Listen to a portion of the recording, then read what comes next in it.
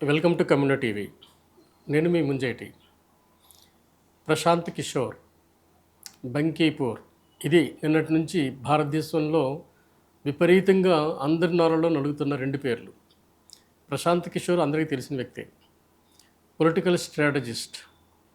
మోడీ నుంచి జగన్మోహన్ వరకు, మోడీ నుంచి వైకాపా పార్టీ చీఫ్తో పాటు కేటీఆర్ కావచ్చు, జగన్మోహన్ రెడ్డి కావచ్చు, దేశంలో అనేక ప్రతిపక్ష నాయకులంతా ఆయన ఇంటి ముందు క్యూ కట్టే రోజులు అవి. దేశంలో ప్రతి ఒక్క పొలిటికల్ పార్టీ అతని అపాయింట్మెంట్ కోసం వేచి చూసే రోజులు అవి. అతని ప్రాపకం, అతని అభిమానం పొందితే చాలు ముఖ్యమంత్రి అయిపోతామనుకుని నమ్మే రోజులు అవి.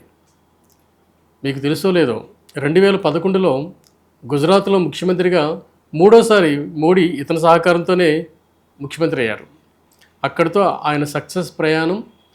వైకాపా మీరు జగన్మోహన్ రెడ్డి రెండోసారి ఆంధ్రప్రదేశ్ ముఖ్యమంత్రి కావడంతో ఆయన ప్రభ దేశవ్యాప్తంగా వెలిగిపోయింది. అట్లాంటి ప్రశాంత్ కిషోర్ ఆయన తలంచుకుంటే చాలు ముఖ్యమంత్రి అయిపోతాం అనుకున్నాం. టీఎంసీ అతని సహకారం తీసుకుంది, అలాగే తమిళనాడు పార్టీలు తీసుకున్నాయి, అలాగే బీహార్లో అనేక పార్టీలు తీసుకున్నాయి. ఇంత పాపులర్ అయిన స్ట్రాటజిస్ట్ ఇండియాలో ప్రధానమంత్రికి ఉన్నంత ఫాలోయింగ్ వచ్చేసింది అతనికి. చివరికి అతనే ఒక రాజకీయ పార్టీ పెట్టాడు. అతనే నేను బీహార్కి ముఖ్యమంత్రి అవుతానని నమ్మాడు. అంతేకాదు, నా సలహాలు తీసుకుంటే నువ్వు ముఖ్యమంత్రి అవుతావని రాహుల్ గాంధీని మెప్పించాడు. ఈ రెండు విషయాలు ఆయన ఫెయిల్ అయ్యాడు. సో రాహుల్ గాంధీ ప్రధానమంత్రి కాలేదు, మళ్ళీ మోడీ దగ్గర బొక్కబోర్ల పడ్డారు.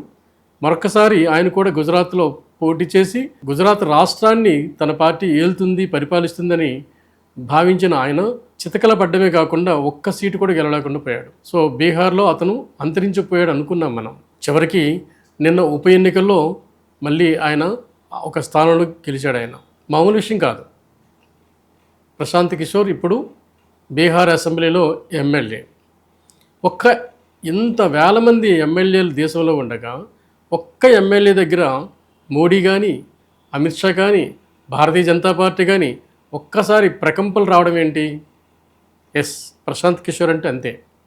ఆయన ఒక ఎమ్మెల్యే కావచ్చు, ఒక రాష్ట్రంలో ఉప ఎన్నికల్లో గెలిచిన ఒక చిన్న స్థానం కావచ్చు, కానీ ఆ స్థానం 30 ఏళ్ళగా బీజేపీ కంచుకోట.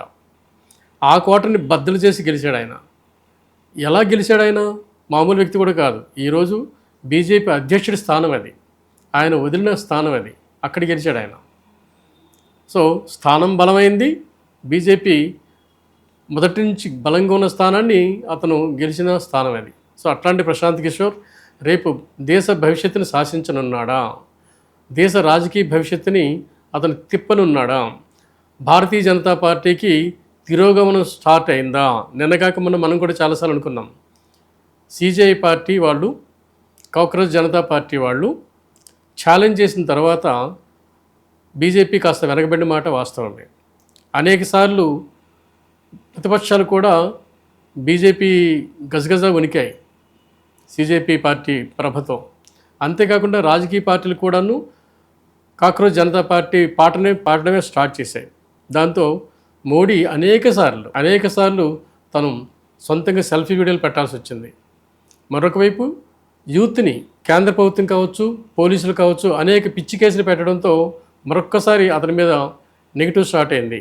దాని విషయంలో కూడా అమ్మాయిలు నేను క్షమిస్తున్నాను, ఉద్యమాల్లో పాల్గొన్న నా పిల్లల్ని నేను క్షమిస్తున్నానని చెప్పి మరొక వీడియో పెట్టడంతో మరింత పాపులర్ అయ్యారు.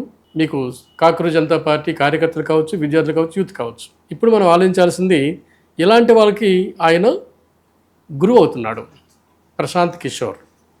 ఒకవైపు కాక్రోచ్ జనతా పార్టీ, మరొక వైపు ప్రశాంత్ కిషోర్. వీరిద్దరూ కలిస్తే రేపు దేశ రాజకీయాల్ని మలుపు తిప్పుతారనేది ఖచ్చితంగా సాధ్యమే. ఖచ్చితంగా మలుపు తిరిగే అవకాశాలు మెండుగానే కనిపిస్తున్నాయి. అంటే మనం కేంద్రంలో బీజేపీ హవా కాస్త మసకబారుతుంది అనడానికి ఇది ఒక పెద్ద ఎగ్జాంపుల్. ఇదే విషయాన్ని దేశవ్యాప్తంగా ప్రతి రాజకీయ పార్టీ ఈరోజు చర్చిస్తుంది.